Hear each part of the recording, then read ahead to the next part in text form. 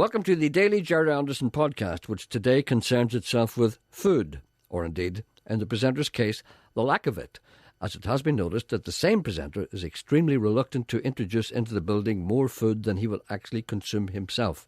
But first, there is confusion as to the definition and nomenclature of various forms of food imported into the building. OK, a round piece of dough without a hole in it in Derrystoke, Londonderry is a donut.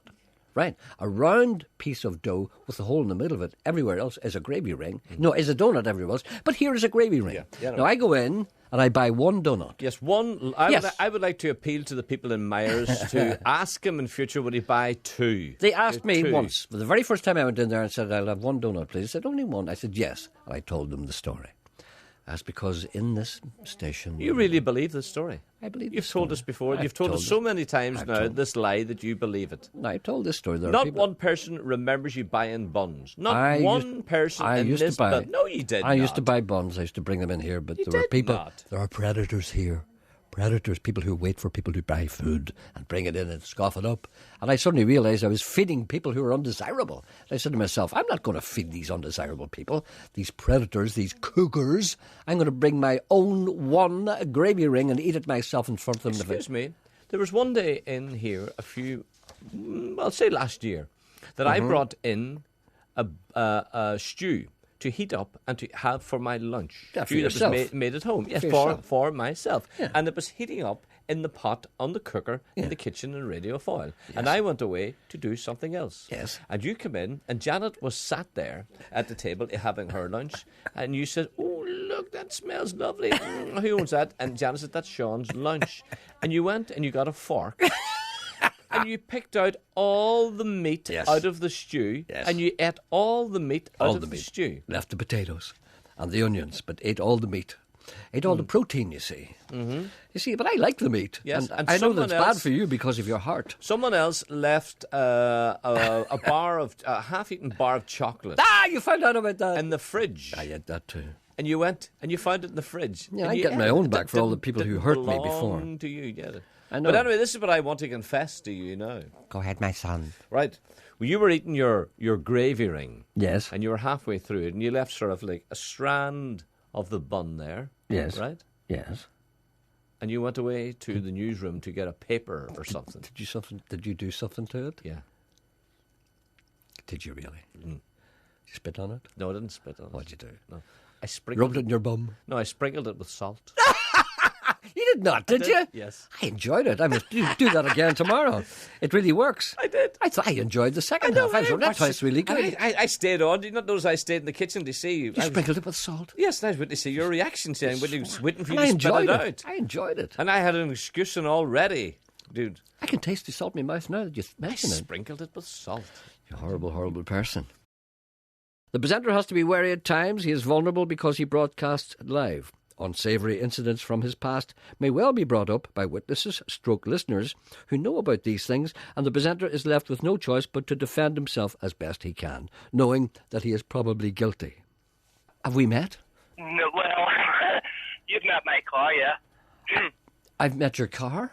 Yeah. Have I mentioned a name of a street in Belfast? Do you think you've maybe... Is this a very long time ago? No, not really. Less than a year. How long ago was that? About less than a year. Less than a year? Mm-hmm. If I mention a name of a street, would maybe trigger a wee bell or something? Are you a clamper? No. All right, then. Name the street. Stalker, more like. Pardon? Try Stalker. Try Stalker. All right. So what's the name of the street? Brunswick Street. Brunswick Street. Okay. Mm-hmm. All right, then. I know Brunswick Street. I'm trying to think now. Try and think of a nice place for it in Brunswick Street. Right. Let me see. I met your car, did I? Did I have an accident with your car? Well, no, not really. You almost missed the footpath. You used my bonnet as a what do we call it? A soft landing.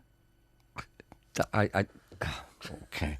So I was crossing the street, right? Yeah, you missed the footpath. I missed the footpath. Yeah. I don't know why. Maybe it was windy. I don't know. Is the implication here that I may have been less than sober? I'm saying nothing. And I tried. I kind of fell to the. Did I list to starboard or? I think it was very windy that day, to be honest. And did I lose my? Actually, you were wearing like a brown sheepskin, camel coat, like long one, brown shoes, and a pair of nice stone white jeans. Right. Okay. So I lost my balance. That's what it was. And I You fell. left it on the wind, caught you and blew you under the bonnet of my car. I fell against the bonnet of your car, did I?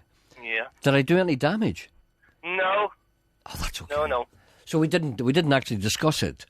No, we were too busy laughing. Oh, that's all right then. That's okay. What was your car moving at the time? No, stationary. That's a good That's job. all right then. I was getting worried for a moment. I thought it might have been something serious. The presenter often has occasion to regret celebrity interview opportunities lost through a lack of interest shown by those who work on the show. On occasions like this, he has to become the celebrity himself. Take this encounter with X Factor announcer Peter Dixon. Peter, X Factor, you must be very excited to be the voice of X Factor. I'm very excited. Really excited. As a matter of fact, I'm so excited I can hardly contain myself. And how did you get the How did I get it? Yes. I'll tell you what I did. I saw an advertisement in the paper. They were looking for people to be the voice of X Factor. I went in and said, "Hello, I'm your man," and I got it. It must be quite embarrassing at times when you go out. Embarrassing? I don't know the meaning of the word. When you're in a restaurant or say, and people, once you would order, the people would automatically say, "Oh, I know that voice. Oh, now I can put." But do you think I talk like this in a restaurant? Do you think I say, "I'll have steak medium rare with French fried onions and pepper sauce on the side and chips"? Do you think I talk like that? This is how I order in a restaurant. Could I have a steak, love? A few chips there. And, pepper sauce on the side. Don't you I don't like pepper sauce. You don't like pepper sauce? No. In other words, you're not a human being. Put your hands together for Chico! So that's who he is. Well, keep the interview Oh, going. do you want the interview? I thought the interview was over. No, I just didn't. There were no more questions coming from So, you. Peter, do you think that maybe out of this job on X Factor, you'll end up with your own series?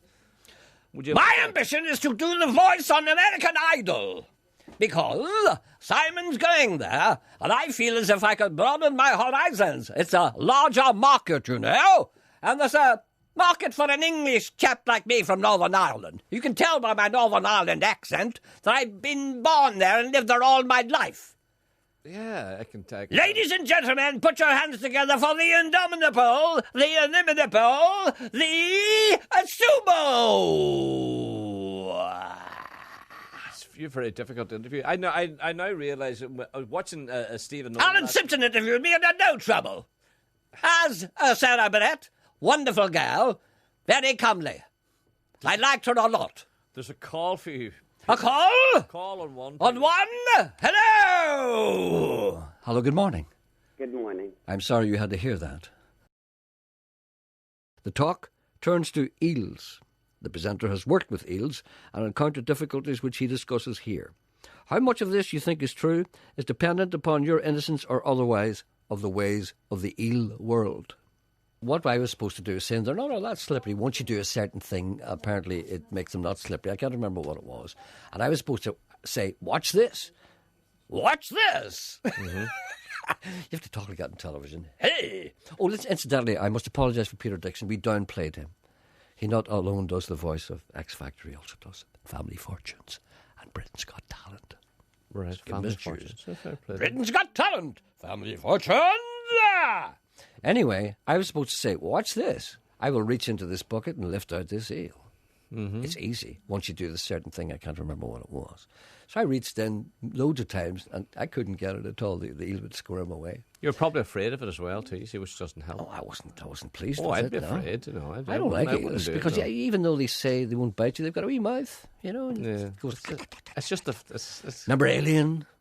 Alien. I always think of it. When I see eels, I think of aliens. Anyway, I rescued a spider the other day. Yes, from our, that's from, great, from Sean. our sink. Yes. and I you see, you know when they get in the sink, they can't get out again. Yeah. And I thought It's like me in the Europa Hotel. you in Europa. So I got a piece of kitchen roll. Uh-huh. See, and I put the kitchen roll down to the spider. Mm-hmm. And he climbed onto the kitchen roll. And then when I was taking him out, you see, he disappeared round the back. Aye. And I panicked. I let go of the kitchen. I let go of the kitchen roll back into the sink, and then I got him again. Then I opened the window and I shook him out. Anyway, back to my Saved story. his life. Anyway, back to my story. Yes. I'm reaching into the bucket and I'm trying to grasp the eel, and I can't grasp the eel. And there's a girl, one of the, those girls that stand behind the camera with a wee clipboard. Mm-hmm. She says, "So we'll have to do something about this. Here, listen, I'll fix it." Right. And she says, "Anybody got a hammer?" Killed the eel. No. And somebody said, "A hammer? Anybody got a hammer?" And as a matter of fact, I think there's one out here. Somebody went out the back and got a hammer, and she took the bucket and went outside, and she went, all I heard was a big... And I went in. She says, "That might be easier now." And I looked into the thing, and there's one eel flying about, and the other one was just going... just lying there. So I'm reaching in, and I says, "Sometimes it's not as slippery. Watch this." And I reach in, and I pulled out the eel that had been hit by the hammer. And then you ate it. No, I didn't eat it. Well, what were you Killed calling it first. No, I didn't. I was just trying to put it. We didn't mistreat the eels in any You way. killed it. I didn't kill That's it. not mistreating it. I didn't kill it. She hit it in the head with a hammer. She killed it. It wasn't dead. She stunned it. Have you ever stunned an eel? No. Ah, well, you see, you don't know what you're talking about.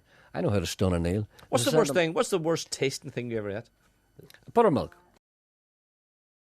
Bad impressions flow thick and fast, made worse by the lack of any kind of script. Witness this. As it's the Masters Week in Augusta, how about you and Sean doing GMAC with Nadine as the caddy? Nadine, what do you think I need for this one? God, G-Mac, I don't know what you would have. Don't call me GMAC. What'll I call you? Call me Graham. Graham? God, Graham, I don't like calling you No, Graham. all right, then call me Gra. Gra, I think, what's the big thing you have in your bag?